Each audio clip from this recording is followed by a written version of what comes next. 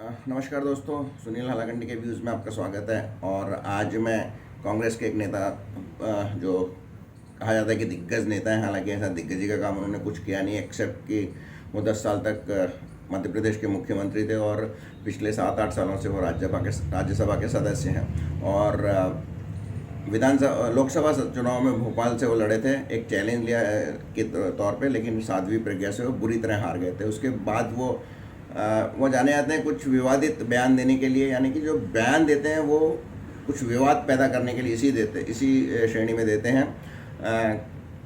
उन्हें वैसे कोई उनका बहुत ज़्यादा उनके रिमार्केबल अचीवमेंट्स नहीं है कांग्रेस के लिए भी। गोवा के वो एक समय में इंचार्ज थे जब गोवा में विधानसभा चुनाव हुआ था और कांग्रेस और बीजेपी के लगभग बराबर सीटें आई थी, और उस समय उन्हें भेजा गया था कि वहाँ पर वो किसी तरह सरकार बनवाए कांग्रेस की, लेकिन वो प्रॉपरली एक्ट नहीं कर पाए और वहाँ पर फिर पनीकर की सरकार बन गई, यानी बीजेपी की सरकार बन गई।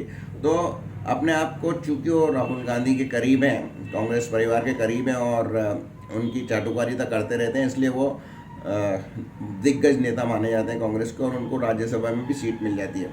पिछले चुनाव में यदि आप को याद होगा कि मध्य प्रदेश में जब कमलनाथ सरकार थी और ज्योतिरादित्य सिंधिया ने विरोध किया था, तो तब भी जो एक पॉइंट ऑफ कंटेंशन था वो राज्यसभा सीट थी। शायद सिंधिया सीट राज्यसभा की चाहते थे और दिग्विजय सिंह उन्हें नहीं दिलवाना चाहते थे। हालांकि दिग्विजय सिंह ने पहले ही उनसे दुश्मनी मोल ले ली थी कि उन्होंने कमलनाथ का साथ दिया था और सिंधिया को मुख्यमंत्री नहीं बनने दिया था। तो इस तरह से हैं, नेगेटिव्स काफ़ी हैं उनके। और अब हालांकि उनको जो भी कोई पत्रकार वगैरह पूछता नहीं है तो उलझुल या विवादित बयान देते रहते हैं। और अब उनकी एक क्लब हाउस चार्ट की ऑडियो सामने आई है। ये शायद एक नया ट्रेंड चालू हो गया है कि लोग क्लब हाउस में बातें करते हैं, फिर उसका ऑडियो लीक हो जाता है, जैसा कि प्रशांत किशोर के केस में हुआ था। इस क्लब हाउस चार्ट में एक पाकिस्तानी पत्रकार ने उनसे पूछा था कि अगर कांग्रेस वापस आई तो कश्मीर का क्या होगा। तो उन्होंने कहा कि अगर कांग्रेस वापस आई सत्ता में तो कांग्रेस 370 धारा को वापस लगा देगी। हालांकि बाद में उन्होंने अंग्रेजी समझाने की कोशिश की लोगों को, कि उन्होंने कहा कि वी मे कंसीडर, ऐसा नहीं कहा मैंने कि वी विल डू दैट। पहली बात तो ये है कि क्या दिग्विजय सिंह को ये अधिकार है कि कांग्रेस के बिहाव पे वो बोल सकें, और यदि है तो फिर जरूरी है, कांग्रेस की ही मानसिकता है, कांग्रेस की ही विचारधारा है, और वो इस तरह से किसी तरह से फिर देश में प्रॉब्लम क्रिएट करने की कोशिश कर रही है। और हो सकता है ये उस टूल किट का हिस्सा हो जिसका ये पार्ट प्रकाशित ना हुआ हो। तो कांग्रेस डेफिनेटली एक बार फिर से मुसलमानों के वोटों के लिए इस बात करके खेल रही है। अब दूसरी बात यह है कि क्या दिग्विजय सिंह इस स्तर पे चले गए कि उनको क्लब हाउस में जाके पत्रकारों को बात करनी चाहिए? क्या उनको इतना भी महत्व नहीं रह गया कि एक पत्रकार उनसे किसी पत्रकार वार्ता में या डायरेक्टली उनसे बात करे? तो इनसे खुद दिग्विजय सिंह का कद बहुत घट गया है।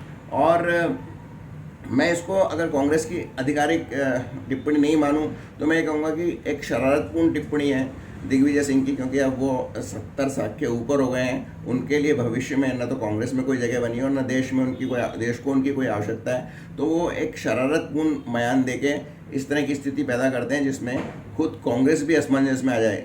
इस पर बीजेपी ने तो ज़रूर इसका विरोध किया है, इसके कांग्रेस पे सवाल खड़े किए, लेकिन कांग्रेस की तरफ से इसका कोई सफाई नहीं आएगी। और जो सफाई आएगी वो यही आएगी कि ये दिग्विजय सिंह के निजी विचार थे, पार्टी में के विचार नहीं थे। हालांकि पार्टी इसके डिनाई नहीं करेगी।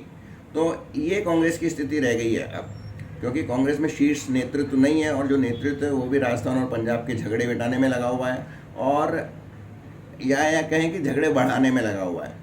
तो ये हाल है कांग्रेस की।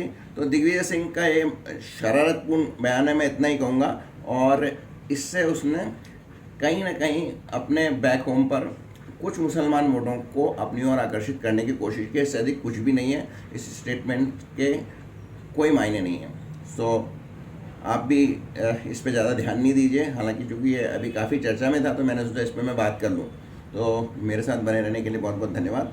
और अंत में वही, अगर अच्छा लगा हो तो शेयर कीजिए, और यदि आपने ये चैनल सब्सक्राइब नहीं किया तो अवश्य सब्सक्राइब कीजिए। और अपना ध्यान रखिए, 2 गज दूरी और मास्क है जरूरी। बहुत बहुत धन्यवाद।